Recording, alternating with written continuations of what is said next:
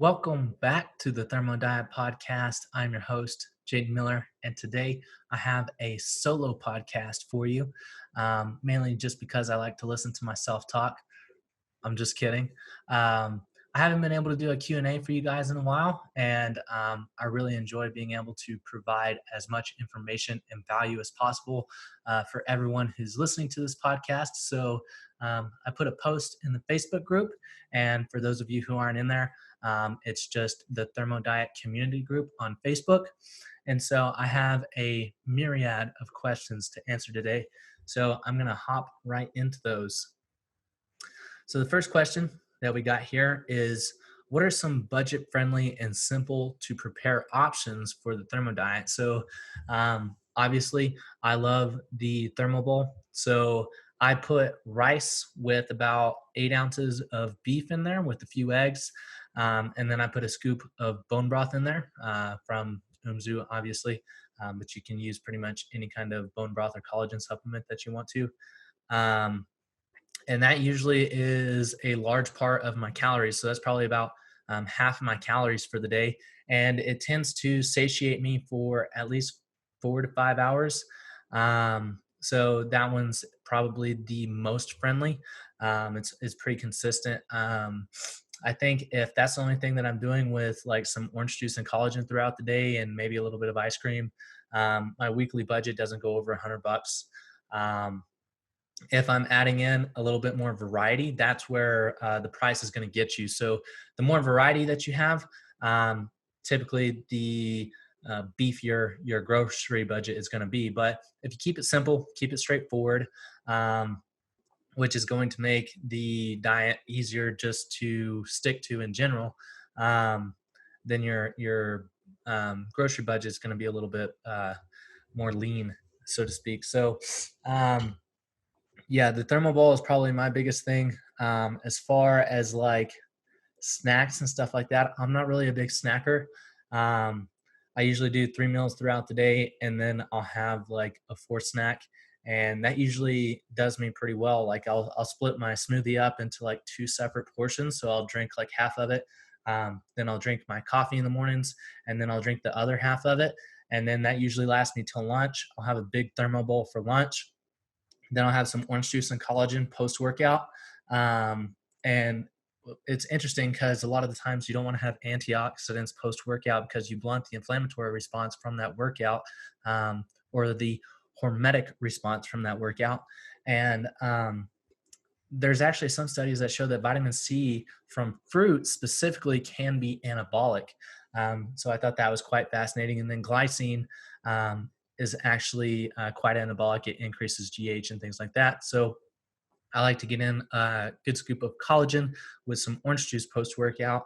And then that's usually probably around 3 to 4 o'clock. And then I'll usually have a nice big cup of ice cream before I go to sleep, probably around like 6 o'clock usually. And then I'm usually in bed by 9 o'clock. I'm kind of an old man. I like to wake up early and go to sleep early. I find that whenever I get in a good, consistent routine, that my performance is usually the best whenever I'm waking up early and going to sleep early.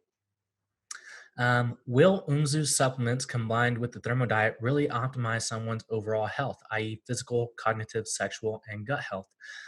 Yes, I do fully believe that the nutritional philosophies, along with the lifestyle philosophies that we promote, will be the foundation. And then the supplements on top of that will kind of give you that last 20%. So I do think that we have a very well-rounded, holistic approach whenever you get into the Umzu sphere of things.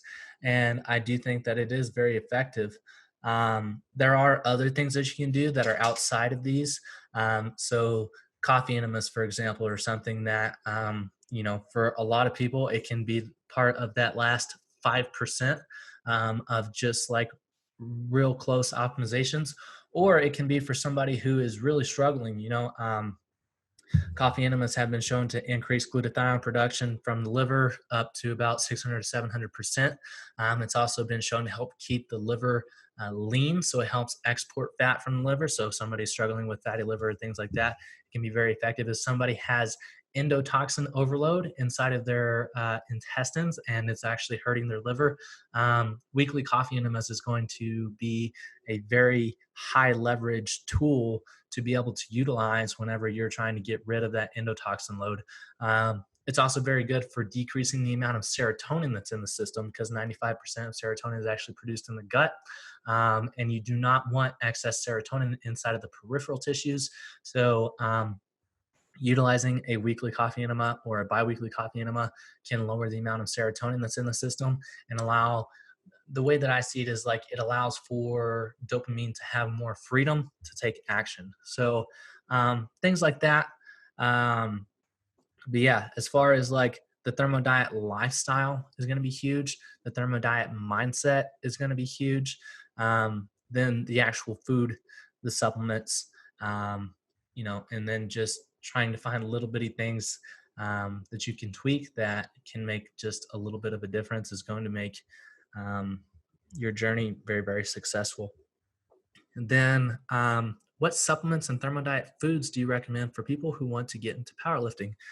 I don't think that there's anything special that you have to do for powerlifting. I think the main thing is going to be um, focusing on, low reps, high weight. You want to be as light as possible and as strong as possible. So it's going to be mainly central nervous system training. You're not going to do that much hypertrophy training, because if you put on excess muscle, you're going to weigh more, and then your relative strength is not going to be as high. So unless you're just really, really freaking strong and you want to create more hypertrophy in certain muscle areas to allow for greater, I just went blank, like leverages in certain angles. So like, getting your biceps bigger, getting your lats bigger, so your bench press has more resistance whenever you're going down and things like that, is going to be very, very important. Getting a nice big upper back so you have something to push off of effectively whenever you're bench pressing is going to be very important. Maybe getting your legs a little bit thicker, so whenever you go down into a squat, you have more resistance at the bottom of that squat, so you can bounce up a little bit quicker. Making sure that you train the core very, very effectively, especially the around the spine. Getting that spinal stability is going to be very important, especially in the deadlift and squat. Um, yeah, I would say that there's nothing specifically that you need to do.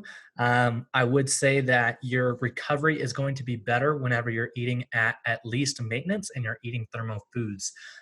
So you're going to if you are hormonally optimized, your MPS is going to be higher, your muscle protein synthesis is going to be higher, your recovery is going to be better. Things like your sleep is going to be better, the inflammatory load on your body is going to be better, so you can come back to the gym in a less inflamed state, so you can put your body through a higher amount of stress, so you can come back um, even stronger, or you can train more to optimize your strength. I'm kind of going on a tangent here, but I don't think that there's anything special that you need to do. I think that um, you know just optimizing your training alone for powerlifting is going to be the highest leverage factor, and then making sure that your nutrition and your lifestyle things like your sleep, getting sunshine, limiting stress, especially psychological stress, is going to be very important. And then, utilizing things like red light therapy is going to be really good. Um, yeah, other than that, I don't really think that there's anything special that you have to do. How to optimize cognition. So, this is something that I have taken a lot of interest in, because if you can figure out how to make your brain work better, then usually everything else tends to work better as well. So, some of the things that I have noticed that have helped with optimizing my cognition that aren't supplement related are making sure that I get plenty of sleep. Usually, whenever I get around 9 hours of sleep at night, my cognition is through the roof. I have extreme brain clarity. I feel great. Um, I tend to have better recollection of memories. And on top of being able to recall things better, writing them down, journaling on a daily basis is something that I have noticed that slows down time, one, because you're remembering the things that you've done more effectively, but then also solidifies it in my brain. So journaling has been something that has been very effective for memory recollection. Um, but yeah, sleep allows for basically all areas of my cognition to be enhanced. So making sure that you get enough sleep is going to be huge. Red light therapy can also be another, um, not necessarily a high leverage factor, but it can make a little bit of a difference. Utilizing methylene blue whenever you utilize caffeine on a daily basis, and then also using a little bit of L-theanine is going to be a really good little cocktail, I guess. So methylene blue is going to make sure that you are more effectively utilizing the oxidative metabolism in the brain. So you're going to more effectively be utilizing the mitochondrial respiration of glucose. So you're going to be creating more ATP and have more uh, energy in the brain. Um, so that's why I utilize the methylene blue with the caffeine. I learned that from George Dinkoff. And then the L-theanine kind of takes off that stimulatory uh, kind of jitteriness. So it takes the edge off of the caffeine. So you're kind of just relaxed and zoned in. I also noticed that having plants around, I have a lot of plants in my apartment. I have one sitting right here by my computer. I have one behind me, and then I have a whole bunch over in kind of my living area. Plants are huge. For some reason, I just feel like number one, the air is cleaner. One thing that I'm also going to be experimenting with, it's coming in, is a negative ion generator. So negative ions have been shown to help increase sleep, purify the air, things like that. So I'm excited for that to come in and see how that does.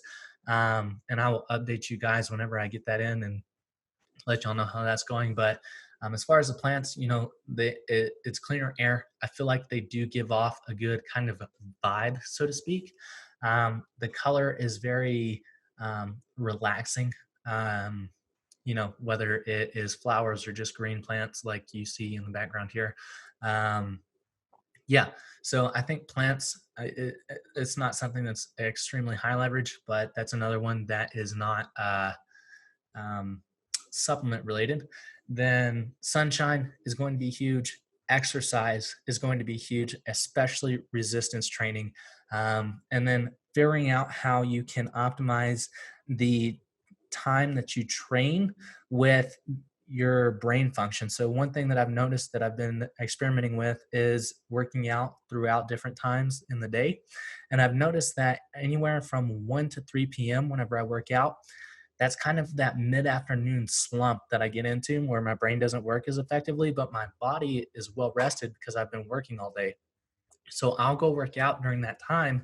And then after that, I have the endorphin release from the workout that allows me to kind of get a kickstart again for my brain. So the late afternoon and early evening hours are typically pretty productive for me because I have that second wind, so to speak, and I've already gotten the workout done during the least productive hours of my day as far as my ability to work effectively with my brain and work creatively with my brain. Um, let's see. If you have not experimented with the racetam family, I recommend aniracetam as a starter supplement. Make sure that you supplement a little bit of alpha GPC choline with it and take it with a little bit of fat because it's a fat soluble nutrient. And if you don't have enough choline in the system, you can run out of choline and it can give you headaches. So you want to make sure that you use choline for that. Let's see, making sure you're not deficient in vitamin D is going to be huge for cognition, and vitamin K. I always make sure to take vitamin K and D together because they work synergistically and enhance the effects of each other. So, and vitamin K is also good for cognition in general. So is vitamin D. So if you're deficient in either one of those, your cognition is not going to be as good as it possibly could be. Um, let's see, what else? Um, hmm. Magnesium salt baths and supplementing with a little bit of extra magnesium. If you're deficient in magnesium, those are two things that I highly recommend. I did notice that my cognition did increase. Um, Probably it wasn't very significant, probably about 2%. But I did notice that whenever I corrected that deficiency, um, there was a noticeable change. Um, let's see here. Meditation has allowed me to increase the amount of time that I can focus on a singular task or a single task. So that has been something that has been very good for me. Um, hmm. Yeah, I would say other than, making sure that your nutrition is on point, making sure that your gut health is on point, making sure that you are getting daily movement, making sure that your stress is not extremely elevated, especially your psychological stress, and focusing on your psychology um, is going to be the biggest things. And then those little ones that I mentioned earlier. Also, um, the addiction threshold for nicotine is around 5 milligrams. Um, it, I, I believe it's five, anyways, something like that. And if you stay below that addiction threshold, you can still utilize the cognitive benefits of nicotine because we have the nicotinic receptors in the brain. So if you utilize something 2 to 3 milligrams of nicotine, so like a chewing gum or a toothpick, something like that. I think Ben Greenfield has a discount code for Lucy gum. Um, you can actually still get a lot of the cognitive benefits from the nicotine because it's still attaching to the nicotinic receptors in the brain. So I would experiment with that. Um, Also, if you haven't experimented with pregnenolone, I would highly recommend experimenting with a little bit of pregnenolone under 100 milligrams. So probably around 50 to 75 milligrams on a daily basis is going to be very good for cognition. I will move on here. Um, let's see, vitamin D supplementation, good slash bad. Research is all over the place with it. I think that it is perfectly fine. If you've listened to a couple of my podcasts with Georgie Dinkoff, he does encourage vitamin D supplementation, and he actually has a couple podcasts outside of mine, and I think he might mention it in one of the ones that I did with him as to why vitamin D supplementation um, is not bad and it is beneficial. Um, and I have not been able to find anything that is extremely convincing as to why vitamin D supplementation would not be good, especially whenever you combined it with vitamin K and you're not deficient in magnesium. Like whenever those things are taken care of, I don't think that vitamin D supplementation is bad. How Mtor and IGF-1 work in relation to the Thermo diet. Most experts in the health field are warning about the excessive upregulation of these pathways due to the high levels of glucose in the Thermo diet. Are these pathways always turned on? So mTOR is amino acid dependent and is not glucose dependent. So I'm not sure um, where they're getting that from the carbohydrates other than the conversion of amino acids into glucose via gluconeogenesis. Um, so yeah, mTOR is amino acid dependent. It's not specifically glucose dependent.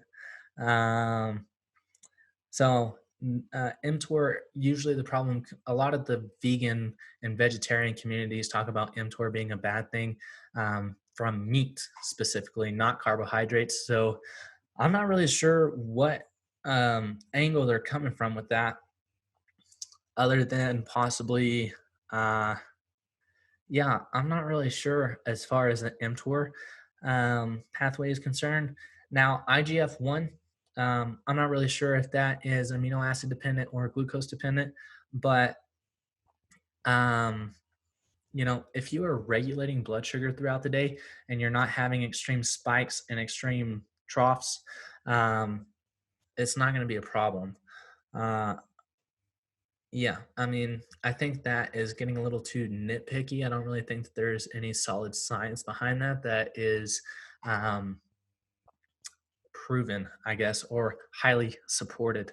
So I wouldn't really worry about that. I don't really think that that's something to um, that you need to be considering. whenever it comes to that. I think there's a lot of other things that are a lot more detrimental. What types of food do you eat every day and when do you eat? What is your fiber intake? I feel like eating potatoes and having a fruit smoothie always makes me pass the 30 grams of fiber a day. I heard that high fiber in the diet raises SHBG. That is true. And that it slows down transit time for some people. Yes. So fiber adds bulk to the stool. So, if you don't have enough lubrication within the gastrointestinal tract and you are sitting there adding bulk to the stool, it's just going to pack itself in there. And it's going to be harder and harder for it to move through the system. So, you don't want to have too much fiber. It is going to exacerbate the issue. Um, and you were right about the SHBG. I have a fruit smoothie every single day in the mornings. So, first thing whenever I wake up, I have 1 cup of blueberries, 1 cup of pineapple, an entire container of low fat cottage cheese, about 56 grams of protein, and then I'll have 10 to 12 ounces of non fat milk, and then sometimes I'll add some maple syrup to it, just depending on how I feel. Blend that up. I'll drink half of it, and then I'll put it in the fridge, and then I'll have my coffee for the morning. I'll journal. I'll go through some learnings that I'm working on. I usually always have a course or some kind of skill that I'm trying to work on, and I'll do that. Um, I'll eat the frog. So I like to get the highest leverage things done first in my day. So I'll make sure to get those done. I'll have the second smoothie probably, or the second half of the smoothie at around. I wake up about 6:45, so I'm usually done with the first half of the smoothie by 7:30. Then I'll have the second half of the smoothie around 9:30. Then I'll usually have lunch around anywhere from 11 to noon. I am an early eater, and I have a giant thermal bowl for lunch. So that's my biggest meal of the day. That will usually last me about 4 or 5 hours. I usually wait a couple hours, then I'll go work out. Then I'll come back. And then around 4 or 5 o'clock, I'll have about 20 to 25 ounces of orange juice with a scoop of collagen. And then I also put some creatine monohydrate in there. For the cognition question, creatine monohydrate is also another one that I would highly recommend for cognition. It has been shown to increase short term memory, and it also is very good for increasing energy production. So I would look into a good creatine monohydrate supplement. I like naked creatine. That's a very good one. Um, but where was I? So orange juice, collagen, and then right before I go to bed, I'll have the probably like anywhere from 8 to 12 ounces of Haagen-Dazs vanilla ice cream or coffee or chocolate. Now, I always make sure to get that one or Aldi's. I believe that is the name of another very good Thermo ice cream. So I usually have the ice cream in the evenings, and then that's about it. So I'm eating about 3,000 calories a day, nothing too crazy. Um, and I've been maintaining my weight pretty well. I'm about 190 to 195. Been getting stronger. So, I mean, I'm just going to stay here for a while. I'll probably drop down 10 pounds around April, May, somewhere around there, just because I want to be a little more crisp whenever I'm walking around with my shirt off because I don't like to wear clothes that often. Um, Next question. Why do you guys use What do you guys use for skincare, hair, body wash, etc.? So this is my least strong area. So I do make sure not to get any kind of mint or, like highly paraben dense and sulfate or paraben and phthalate dense, you know, skin, hair, body wash, etc. I make sure to get as clean products as I can. Um, but yeah, it's not something that I pay huge attention to. I just try to get the cleanest product that I can find, and I don't worry about it too much because um, the other 90 to 95% of what I'm doing is going to make a huge difference. So I just get the cleanest thing that I can find and go from there. And because Umzu has their own products, I typically don't have to worry about that at this point. But before we did have our own products, um, I would just find the cleanest thing that I could get, and then I wouldn't worry about it. Typically, the psychological stress of worrying about things like that is going to be a lot more detrimental than the actual product that you're using. So I would just get the cleanest thing that you can find, and then not worry about it. Thoughts on bands and body weight training to failure? It depends what your goal is. It also depends, if you are in a low metabolic state currently, the lactic acid buildup could be a little bit too much for your system.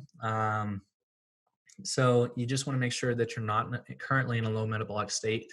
And then, you know, body weight training to failure and bands to failure. I don't really see anything that's too terribly wrong with that.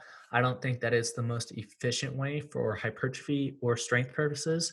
But if it's all that you have, I do think that it is better than nothing. Um, any kind of resistance training is going to be better than no resistance training. So I think that that's good. What is it about the thermo that with the high carbs that makes it beneficial for type 1 diabetics? So type 1 diabetics means that the pancreatic cells are not secreting insulin. Um, so it is dependent on how well you know how to regulate your blood sugar and what foods work best for you.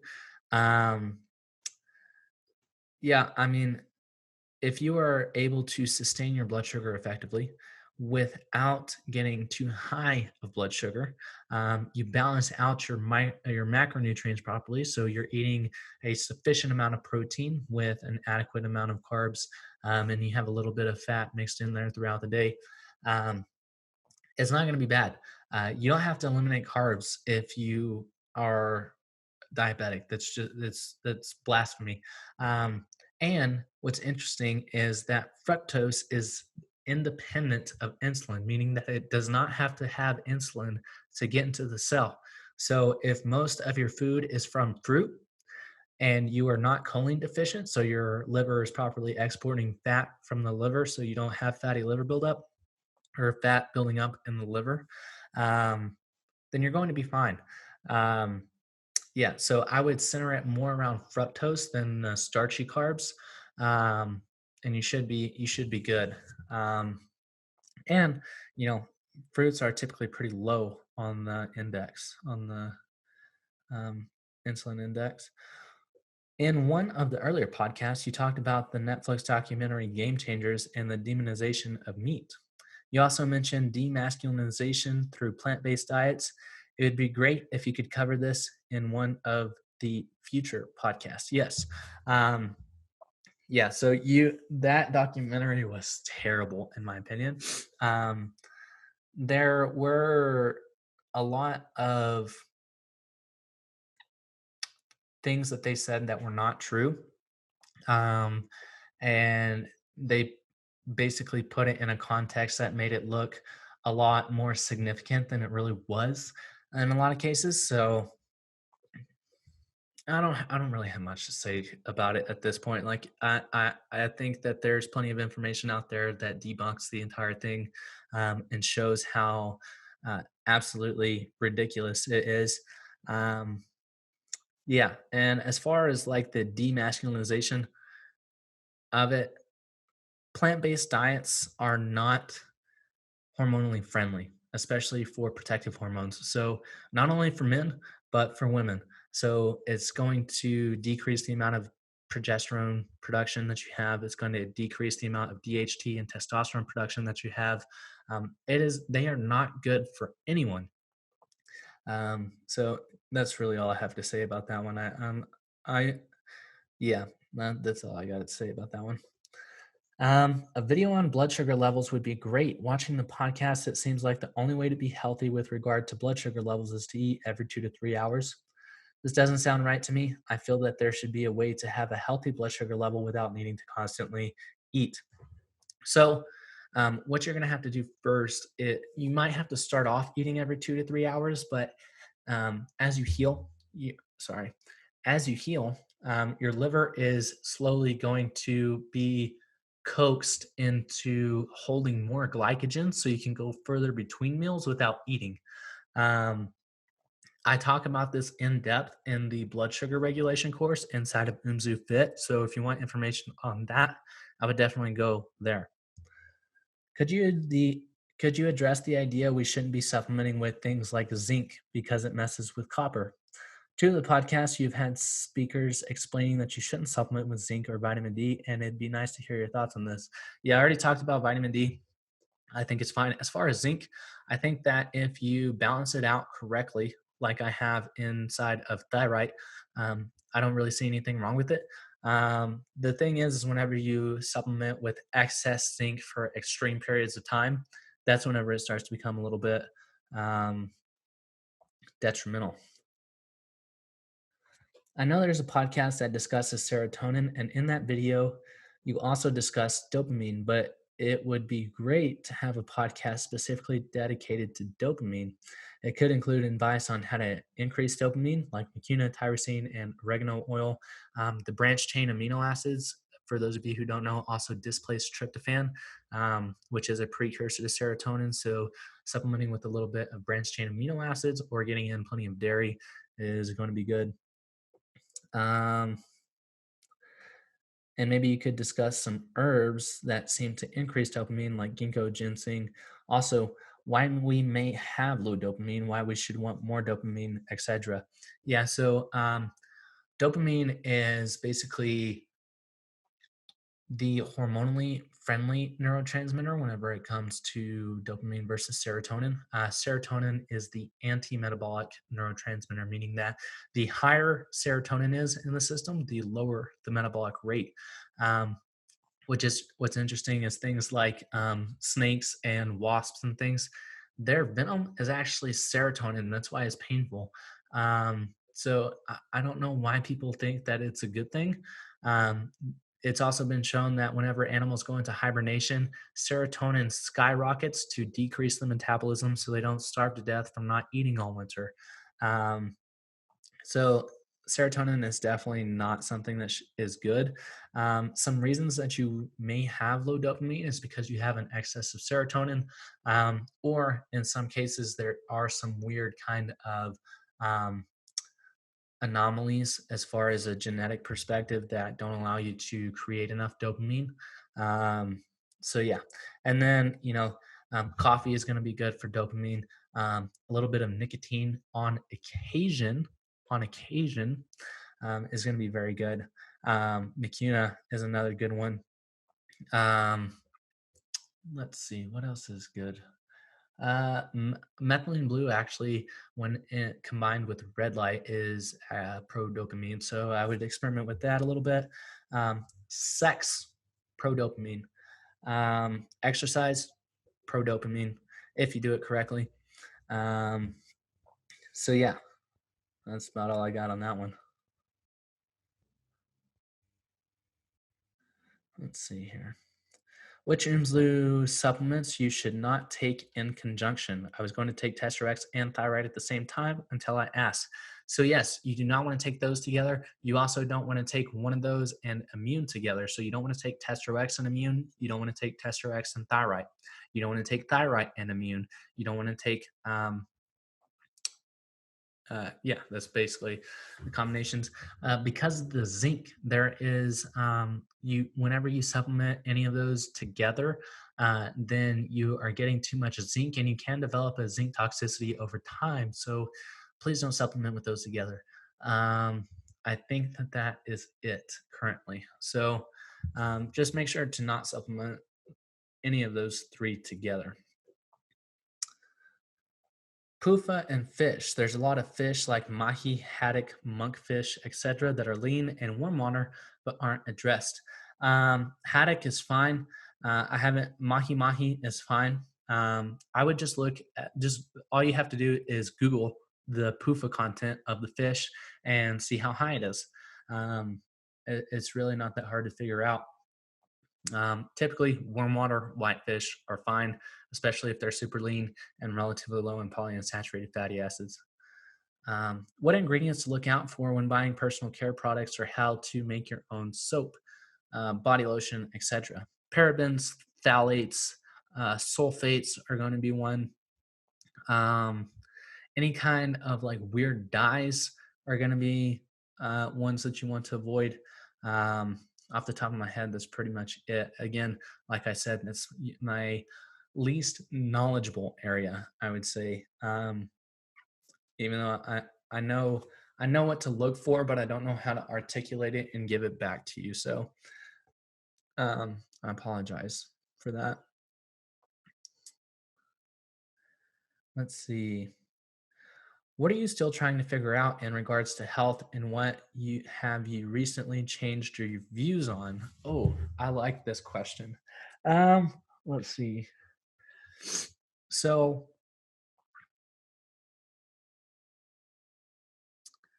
I am fascinated by psychology, and the more that I study the human body and the more that I learn about psychology, the more importance that I give the psychological wellness of the being to the health of the individual. I think that psychology is something that is extremely underrated whenever it comes to the manifestation of physical ailments and the well-being generally in people. So I think mental health and psychology is something that um, tends to be more and more important as I continue to deepen my knowledge with the holistic health of the individual. Um, so that's something that I'm continually learning about. I love Carl Jung's work. Jordan Peterson is another good one. Eric Neumann is another good one.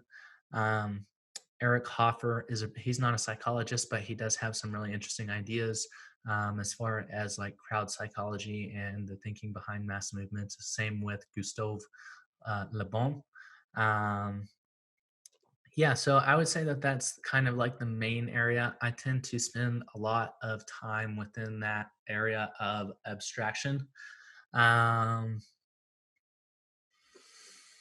hmm.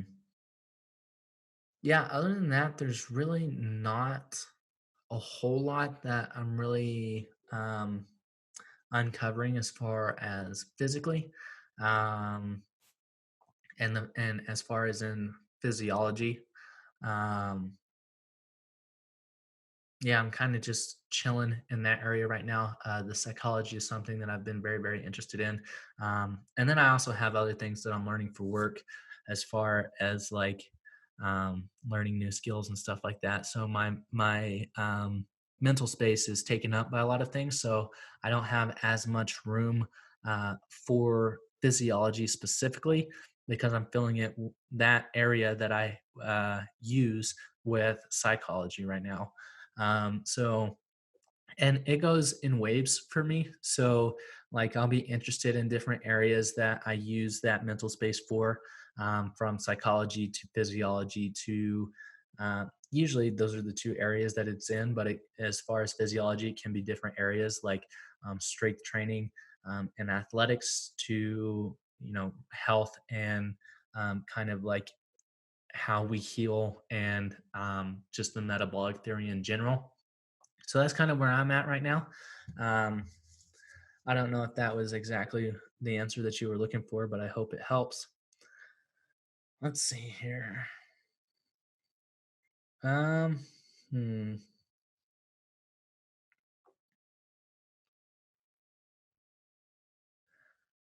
Uh, Overtraining and stress. This is going to be the last question here. I feel like I've been rambling on for a while. Overtraining and stress. For example, when in a deficit, I want to retain my muscles, so I train 5 days a week, 50-minute sessions. I'm aware this is too frequent, but how can I retain all my muscle in a cut whilst only training 2 to 3 times a week with 40-minute sessions? So, um, In terms of how to train, I would hit up Tyler Woodward because he actually has some really interesting ideas behind this that he's uncovered from other people. So if you are inside of Umzu Fit, or if you're inside of the Thermo Diet Facebook community, hit up Tyler Woodward because he's going to have a good answer for how to train. Now, as far as the nutrition, you want to make sure that you keep your electrolytes as high as possible. So, magnesium, potassium, calcium, and salt, sodium. Um, Keeping these high is going to be very protective on the metabolic rate. So, making sure that you are not deficient in any of these, eating lots of eating a decent amount of dairy. So keeping a decent amount of dairy in your diet, because it's going to be high in calcium. It also has a little bit of potassium, a little bit of magnesium in there. It's also very, very good quality protein. And it tends to have a little bit of BCAAs in it too. So you're going to have that displacement of tryptophan, as talked about earlier. Um, I would also make sure that you are getting in enough protein. So typically, usually I recommend about 0.85. I have noticed that whenever I am lower in calories, if I increase my protein to about zero point 0.9 to point 0.9 to 0.95, maybe even to 1 gram per pound of body weight, just in the period of whenever I'm trying to lower um, body fat. It tends to keep the nitrogen balance of the body positive. So your body doesn't have as much reason to pull from the muscles. Um, so keeping protein around zero point 0.9 to 1 gram per pound of body weight and making sure that you balance out the amino acids. So anytime that you eat any kind of muscle meat or anything like that, balancing it out with a highly gelatinous protein like collagen, bone broth, gelatin, things like that, is going to be very important. Um, let's see here. Getting extremely filling carbohydrate sources. So potatoes are going to be your best friend during this time. What's actually interesting about potatoes is that their protein quality is higher than that of the most pristine egg yolks. So egg yolks are what are used in scientific studies to compare all other proteins to, and they're at 100%. Potatoes have actually been shown to have 110% protein quality because they have what are known as keto acids in them, which can convert into amino acids and then be used for building blocks to build proteins. So, utilizing potatoes, utilizing plenty of dairy, getting in about zero point 0.9 to 1 gram of protein per pound of body weight. That is a new kind of epiphany that I've had, a new kind of paradigm shift that I've have warmed up to. Now, whenever you are healing the metabolic state, you typically want to go a little bit lower. And whenever you're in a maintenance phase, and whenever you're in a surplus, getting in about zero point 0.8 is where you want to be. But whenever you are trying to get rid of body fat and retain as much muscle as possible, that positive nitrogen balance is going to be very important. So getting in a little bit of extra protein is going to be very, very beneficial. Um, let's see. Yeah. Other than that, I mean, focus on your sleep. That is going to be huge. So go, if you're only getting 8 hours of sleep right now, you need to get 9 to 10 hours of sleep at least while you're cutting. That's going to help you lose the fat faster. It's going to keep your hormones in balance. It's going to allow you to recover faster. So you're not as drained from those sessions as you usually would be. Um, let's see, I'm trying to think. Usually, huh.